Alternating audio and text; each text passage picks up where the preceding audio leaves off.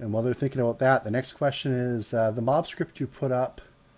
Will you be adding more into it, or is it for us to extend that for new mobs? If you mean, am I going to put more mobs into it? Yeah, I've actually got 2 new mobs that I'm going to be adding to it that's been donated.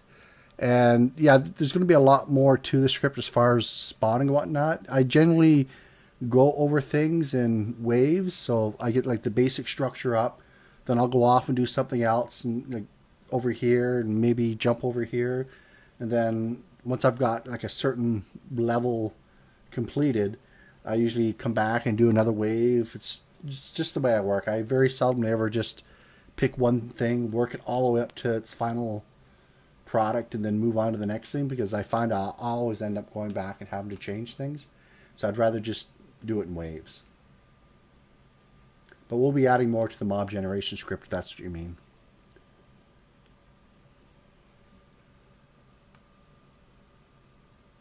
I'm not quite sure what you understand when I made.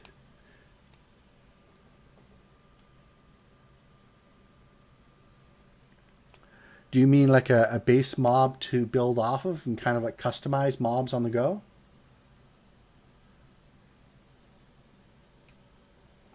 If you mean, like you have like a basic goblin, and then maybe you could randomly generate maybe a goblin fighter, maybe a goblin archer, and a goblin mage, or some sort of mixture of the both, or all 3. Is that what you're looking at? If so, yeah, I'll be getting into that. The way my game is working right now is you have all 3 basic skills. You have a melee attack, you have a ranged attack, and you have a magic attack. And even your mobs will have that. So when they're generated, those values, according to their level, will be randomly distributed. And so you might run into one goblin that's very melee heavy, maybe another one that's ranged heavy or magic heavy, or it could be completely balanced. I think I answered your question. If not, just clarify again, and I can try to answer it again. And while the chat's thinking about that, I did want to make one announcement, is that we're making an educational section on the site. Now, this is where I'm going to end up moving all the donated stuff to. It's still all free. I don't want anything in that section that's being charged for. The main reason why I'm doing it is I could see me ending up getting a lot of stuff donated to the tutorials, and some stuff could be interchangeable with other tutorials. And I didn't really want to end up having like a 100 meg file to download all these assets when maybe you only wanted 1 or 2 things out of it. So by breaking it up, you can just grab the assets you actually want. And of course, they're just for educational use, so you can't use them in any sort of profiting way. But I expect to probably have that up and done hopefully by the end of the weekend. And I also want to be able to tie all the assets that are being donated to the people that are actually donating them. I do get a fair amount of questions about... I just got logged out of chat. I do get a fair amount of questions about some of the assets. And I really don't have anything to do with the models and whatnot. So if there's an animation you want, by linking it with the person who created it, you can ask them directly on the website. The only downside I really see with this is that you're going to have an account in order to donate. If for some reason you don't want to be tied to the asset that you're donating, that's fine. Let me know and I'll create some sort of dummy account. Like this asset will never be updated, account, and I'll just put everything under that people don't want to be tied to.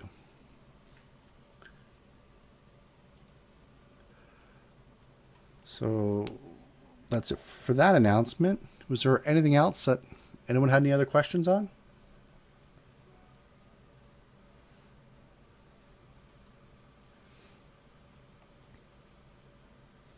Nothing?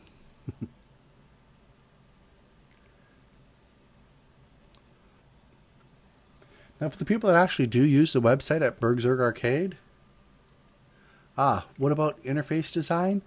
Do you mean like your GUI or your like a radar or something like that. I actually thought about putting like your radar in the basic version. Yeah, the health bars I'm working on, that's going to be one of the things that I'm going to be redoing, well, revisiting. Because right now I have the health bar up. I don't even have stamina or mana, and my game has both of those right now. I'm having trouble logging into the chat. I think it's because I'm streaming, plus my wife's upstairs on the computer, the TV's going, and everything uses the internet all at once. So, but yeah, I'll be adding more stuff to it as I go along. Ideally, I want to have, at least with my version of the game, 8 little skill buttons down at the bottom, and that's where you're going to drag and drop your spells that you have. So you just, you end up clicking the skill button and that spell goes off and whatnot. In the later versions, I'll probably save it to the third series. I want to redo the whole GUI using sprites. Hopefully by then Unity has their sprite manager out. If not, I'll be using Easy GUI and Sprite Manager 2. Unfortunately, you do have to pay for those. It's from, I believe it's called andbsoft.com. I'm not sure. If you go into the official forums under the iPhone section, I'm sure it's going to be on the first page. It's really good. It's popular. And the benefits are that you could have your whole GUI put into like 1 draw call or 2 draw calls. Very few draw calls. But like I was saying with the on-screen radar, the way I've always done is I've had a camera positioned over your character and it just looks straight down, and I render what that camera sees out onto a texture, which is your little radar, and I believe that's advanced, Unity Advanced only. So the basic series of tutorials, I wanted to only have stuff that everyone could do, so stuff that was in the basic set. Now when I start going through the second and the third series, there's going to be stuff that's advanced only. Unfortunately, that's scrolled up, and I can't quite read it all, but what I can read is map display. When I tried to tie a GUI texture overlay, it kept being rendered behind it. Do you have any? If you're talking about a GUI texture, there's a Z property. If you look at its transform, you can just give it, I believe it's a more positive. So if you have 2 textures and they're on top of each other, and you put this texture at 0 and this texture at 1, the 1 will be over top the 0. Now I might have that backwards. It might be the 0s over top the 1, but play with the Z depth. And you can also do that in code, but I've always just done it through the transform.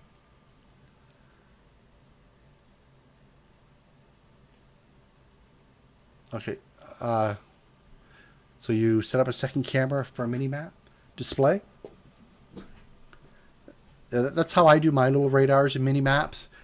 And I render them out to that texture that's in front, but I believe that's Pro only. I'm not sure if you can get around it with layers. You might. Like I said, I've always just used the Z property, and I've never had a problem with it. But I'm sure there's more than one way to do it.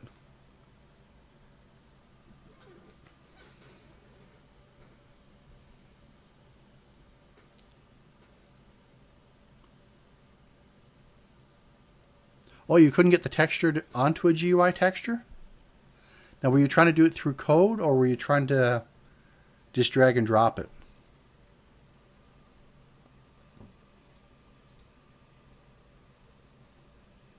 Ah, good. I got back into chat.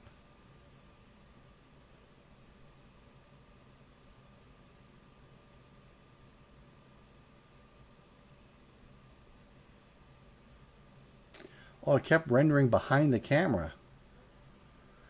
Was this a GUI texture, or did you have a plane that you were putting on, or some sort of 3D element?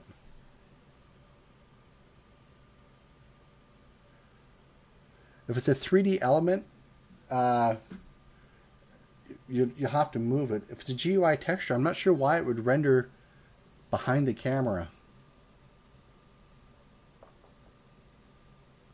I used 3D textures for the vital bars that we have in the tutorial right now, and that's how I've always set them up. And like I said, if I have more than one GUI texture that's going to be in the same space, I just use the Z property to sort which one I want on top. As far GUI textures are rendered in screen space, so I'm not sure why or how it would get behind the camera, because that's kind of world space. Maybe send me a screenshot. I might be able to help you there. I just having trouble seeing it behind the camera. Coffee time.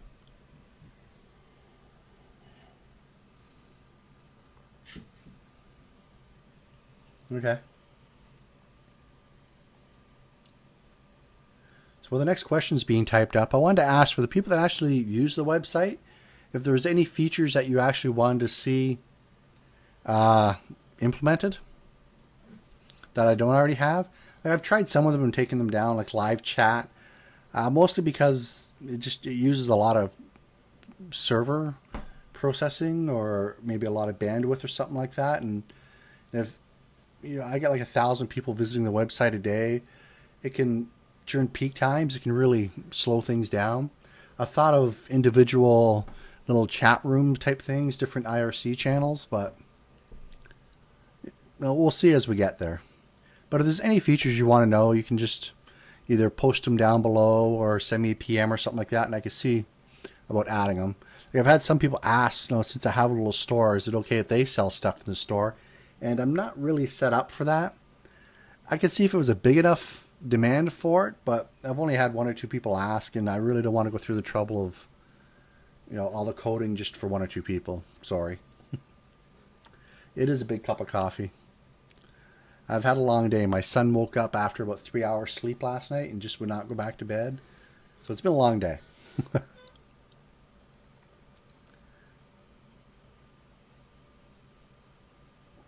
So just waiting for the next questions, if there's any. That's pretty much it for my notes that I had.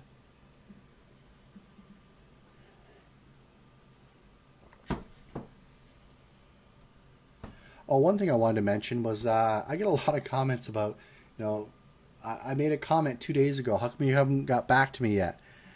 I get about, I don't just put it out on YouTube. There's YouTube, there's Blip TV, VodPod, the website, Facebook. There's tons of places I put it out. And according to my stats, I get about 60,000 views a month.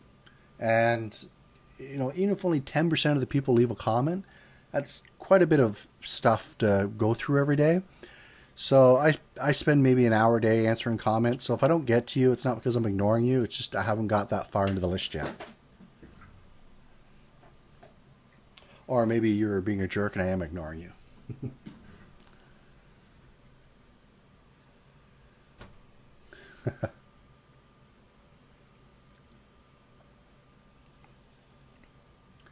Okay, I guess if no one had any other questions, we'll just call this one done.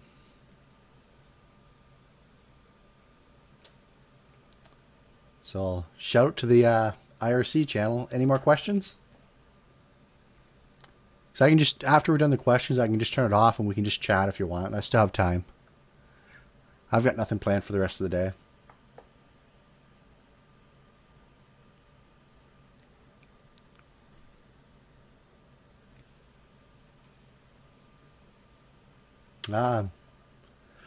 Is the chat laggy or is the video laggy?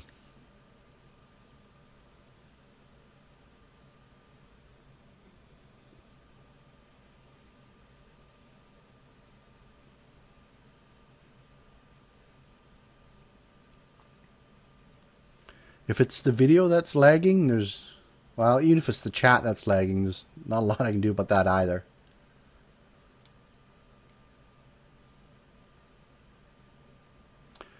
The actual video and the chat aren't streamed from my server, so there's nothing I can really do to improve that.